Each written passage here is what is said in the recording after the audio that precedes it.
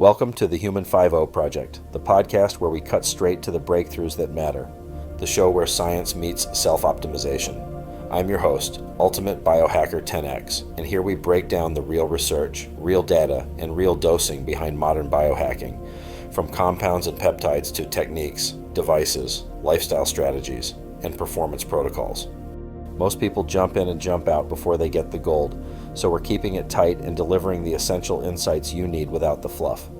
If you've taken the time to hit play, we'll make sure you walk away with valuable knowledge that can transform your approach to longevity, health optimization, and beyond. Good morning, loyalists, biohackers, and recovery rebels. It's Ultimate Biohacker 10X firing up the mic here in sunny Florida, coffee in hand, ready to tackle mechanical growth factor, better known as MGF, and its pegylated powerhouse version, PEG-MGF. This is the peptide that promises to supercharge muscle repair after brutal workouts. But is it legit science or banned for good reason juice? Let's dive in. No fluff, just facts, and hopefully some gains. Disclaimer, this is for educational purposes only and not medical advice. PEG-MGF is research only. There is no FDA approval, and it's prohibited in sport, so consult your physician if you're thinking about using this product. Let's rewind to the late 90s and early 2000s. MGF, or mechanical growth factor, also known as IGF-1 was discovered by Jeff Goldspink's team in the UK.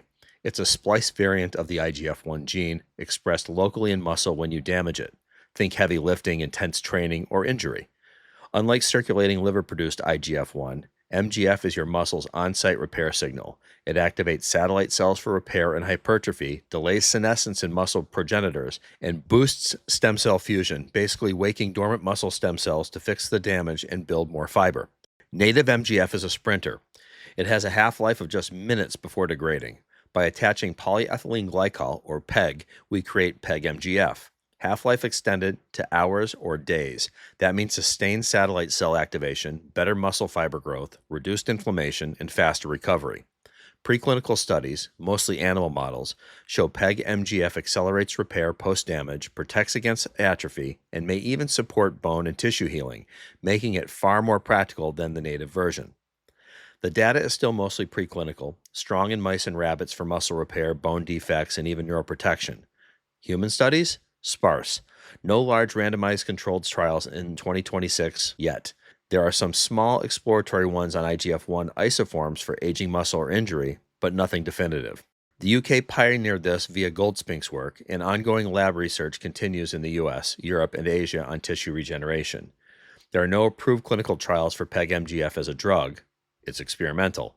In functional medicine and recovery clinics, it's used off-label for post-injury hypertrophy, anti-aging stacks, or combined with BPC 157 and TB 500 for elite recovery. Biohackers love it post-workout, typically 200 to 500 micrograms, site-specific. So here's a personal anecdote. In June of 2024, I was lifting on the incline leg press with weight that I probably shouldn't have been doing, but I was. And there was a gym accident that led me to load the entire 1,400 pounds on my left leg, and my vastus lateralis literally snapped mid-muscle and recoiled up into my thigh. I went immediately, saw my primary care, got an MRI. Within 2 days, I was at the orthopedist office, who is board certified and fellowship trained in sports medicine. And he looked at the images and said that there wasn't much he could do because you really can't, quote, sew hamburger, and he felt that because the tendon had not avulsed off of the insertion at the knee, that it was not a surgical candidate. He did tell me that I would have pretty much full recovery, but maybe a cosmetic defect, and sent me off for physical therapy. Being the biohacker that I am and having a high interest in peptides, I decided to take the matter into my own hands, and I used BPC 157, TB 500, IGF LR3, and pegylated mechanical growth factor, site-specific in the area where the muscle was torn. I followed a specific protocol, and 2 weeks later I walked into his office. He was shocked, to say the least. He said to me that at age 59, by the way, I had healed faster than an Olympic athlete, and he had never quite seen anything like it. And I told him what I was doing and told him that I realized that this was not typical medical practice and that he couldn't prescribe this, but that was the direction that I took. Fast forward, I was already back in the gym by 2 weeks, and I was doing legs within 6 to 8 weeks, although the only reason I waited was because I wanted to make sure that I had strong enough healing in the muscle that I wasn't going to damage it again. So from a personal standpoint, this stuff was a miracle, and I'm really dialed into my body, so I'm convinced that if I hadn't done this, that I probably would have taken a longer course of recovery, especially at my age. But the elephant. PEG-MGF is explicitly banned by WADA. Since the early 2000s, it's listed under S2 on the 2026 prohibited list, along with other MGFs and IGF-1 analogs. And S2 is peptide hormones, growth factors, related substances, and mimetics. Why? Well, obvious performance edge. Enhanced muscle growth and repair is considered unfair in competition. So if you're competing, steer clear.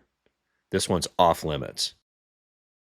Future? More pegylated delivery research, potential in sarcopenia or injury rehab if trials ever get greenlit. But for now, gray market only, risky sourcing, and unproven long-term human safety. Bottom line, PEG-MGF takes your muscle's local repair signal and makes it a global force with pegylation. Powerful tool? Absolutely. Worth the risk? You decide. Stay repairing, stay peptide powered, and stay unbreakable. Morning drops are going to keep coming. See you soon from the sunny peninsula. Thanks for listening to the Human 5.0 Project. If you found value in today's episode, share it with someone who's ready to elevate their biology. Make sure to follow the show for weekly deep dives into peptides, protocols, devices, lifestyle strategies, and the science of high-performance longevity. Until next time, stay curious, stay optimized, and stay 10x